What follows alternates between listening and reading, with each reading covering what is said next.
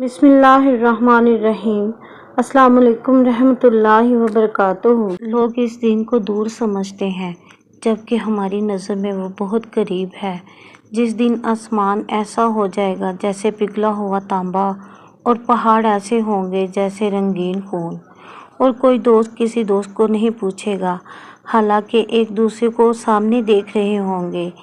اس روز گناہ گار چاہے گا کہ کسی طرح اس دن کے عذاب کے بدلے میں سب کچھ دے دوں، یعنی اپنے بیٹے، اپنی بیوی اور اپنے بھائی اور اپنا خاندان جس میں وہ رہتا تھا، اور جتنے آدمی زمین پر ہیں، غرض سب کو دے ڈالے، پھر اپنے آپ کو بچا کر اپنے آپ کو عذاب سے چھڑا لے۔ لیکن ایسا ہرگز نہ ہوگا۔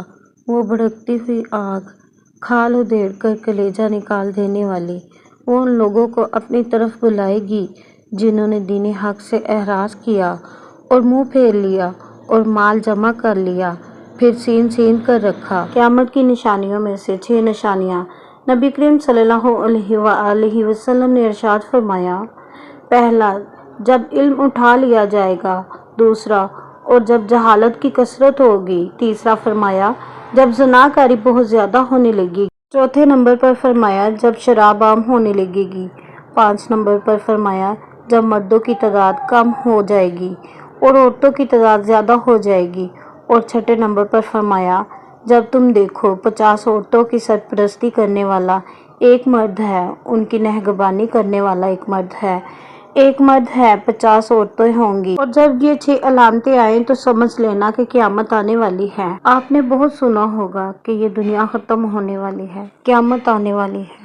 جب قیامت آنے والی ہوگی، سب سے پہلے کیا ہوگا؟ کیسے آئے گی یہ قیامت؟ جب بھی یہ دنیا ختم ہونے والی ہوگی، سب سے پہلے امام مہدی تشریف لائیں گے۔ آپ کا نام محمد ہوگا، ابا کا نام عبداللہ ہوگا، امی کا نام آمنہ ہوگا۔ آپ کا قد میڈیم ہوگا، آپ کی زلفیں لمبی ہوں گی، آپ کے گال پر تل ہوگا۔ مدینہ شریف میں پیدا ہوں گے، پیدا ہو کر عام انسانوں کی طرح زندگی گزار رہے ہوں گے، کوئی آپ کو نہیں پہچان پائے گا۔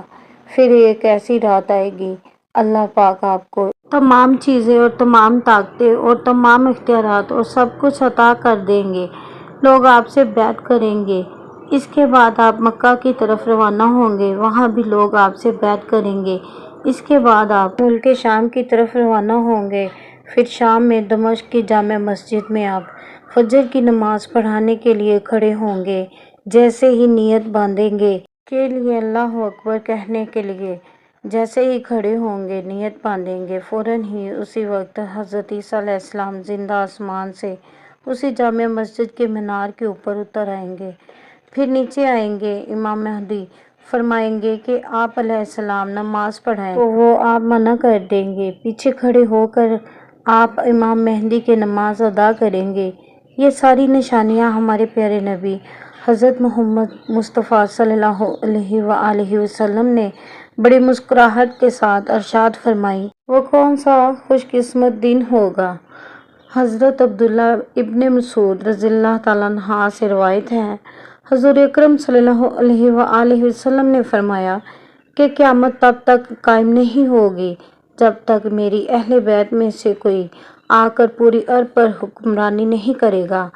اس کا نام محمد ہوگا اور میرے نام پر نام ہوگا، اور اس کی سیرت میری سیرت کے مطابق ہوگی، اور اس کی طبیعت میں سخاوت ہوگی، اور لوگوں کے ساتھ خوش اخلاقی اور رحم دلی عروج پر ہوگی۔ ام سلمہ رضی اللہ تعالیٰ عنہا سے روایت ہے کہ حضور نبی صلی اللہ علیہ وآلہ وسلم نے فرمایا، مہدی حق ہے، اس کا ظہور حق ہے، وہ ضرور آئے گا، لیکن آنے کا جو ٹائم ہے، اس کے حوالے سے جو حدیث ملتی ہے کہ زمانے میں فتنہ اور فساد ہوگا، اس قدر بڑھ جائے گا کہ ہر طرف قہر ہی قہر ہوگا، قتل و غارت ہوگی۔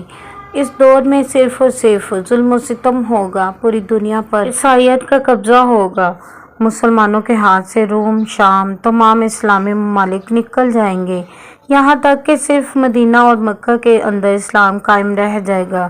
جو پوری دنیا کے ولی اللہ ہوں گے، اقتدار ہوں گے، وہ مکہ اور مدینے کی طرف ہجرت کر جائیں گے، اور رمضان کا مہینہ ہوگا، تمام اقتدار طواف کعبہ میں مشغول ہوں گے، یہاں تک کہ امام مہدی بھی ان میں موجود ہوں گے۔ اس وقت امام مہدی کی عمر 40 برس کی ہوگی اور تمام ولی اللہ جو ہوں گے ان کے ہاتھ پر بیعت کرنا چاہتے ہوں گے، وہ انکار کریں گے۔ پھر غیب سے یہ ندا آئے گی کہ یہ میرے خلیفہ ہیں، امام مہدی ہیں، ان کے ہاتھ پر بیعت کرو اور ان کی اتباع کرو۔ پھر تمام ولی اللہ کو لے کر شام کی طرف دجال مقابلے کے لیے نکل آئیں گے، اور واضح نشانیوں میں سے یہ نشانیاں بھی ہیں کہ امام مہدی جب چلیں گے تو ان کے سر پر ایک بادل کا ٹکڑا ہوگا، جیسے ندا دینے والا یہ ندا کرے گا، یہ اللہ کے خلیفہ ہیں، ان کے اتباع کرو۔ اور ان کے دور کے اندر ایک خشک لکڑی کو بنجر زمین کے اندر گاڑا جائے گا تو سبز و شاداب ہوگی، یعنی فروانی ہوگی۔ اللہ کی نعمتوں کے لیے بنی اسرائیل کی طرح دریا جو ہیں رستہ بنا دیں گے۔ ابو سعید خدری رضی اللہ تعالیٰ عنہ سے روایت ہے کہ حضور اکرم صلی اللہ علیہ وآلہ وسلم نے فرمایا کہ عن قریب میری امت کو ایک فتنے کا سامنا ہوگا، جب دنیا فتنوں اور فساد سے اس قدر بھر جائے گی کہ امن کے لیے، چھپنے کے لیے، جان بچانے کے لیے کوئی کونا بھی نہ رہے گا، ہر طرف ظلم و ستم ہوگا، اور جو آ کر دنیا کو اس فتنہ اور فساد سے پاک کر دے گا، سب ظلم و ستم ختم ہو جائیں گے اور عدل و انصاف کا بول بالا ہوگا، خوشحالی ہوگی، اور اسی طرح دنیا خوشحالی سے بھر جائے گی جیسے پہلے ظلم و ستم سے بھری ہوئی تھی۔ اور ان نشانیوں کی اور روشنیوں کی واضح دلیل ملتی ہے۔ ان کے مطابق کوئی جو اس کیلیبر پہ پورا اترتا ہے صرف آپ اسے امام مہدی کہیں گے، اور اگر نہیں اترتا تو آپ اسے امام مہدی نہیں کہیں گے۔ ایک روز صحابہ اکرام بیٹھے ہوئے مسیحوں کے جال کا ذکر کر رہے تھے، اتنے میں حضور اکرم صلی اللہ علیہ وآلہ وسلم تشریف لے آئے، اور آ کر حضور اکرم صلی اللہ علیہ وآلہ وسلم نے فرمایا، میں تجھے مسیحوں کے جال سے زیادہ خوفناک چیز نہ بتاؤں؟ صحابہ عرض کرنے لگے، یا رسول اللہ، حضور بتائیں۔ تو حضور صلی اللہ علیہ وآلہ وسلم نے فرمایا کہ نماز کو اس لیے اچھا پڑھنا، بہتر کر کے پڑھنا کہ کوئی مجھے دیکھ رہا ہے، یہ نہیں کہ ریاکاری کرنا صحیفوں کے جال سے بھی زیادہ امپورٹنٹ ہے۔ تو کیا ہماری زندگیوں میں اعمال کے اندر ہمیں خوشرو اور خودرو حاصل ہے؟ کیا ہماری بنیادی ضروریات جو دین کی وہ پوری ہیں؟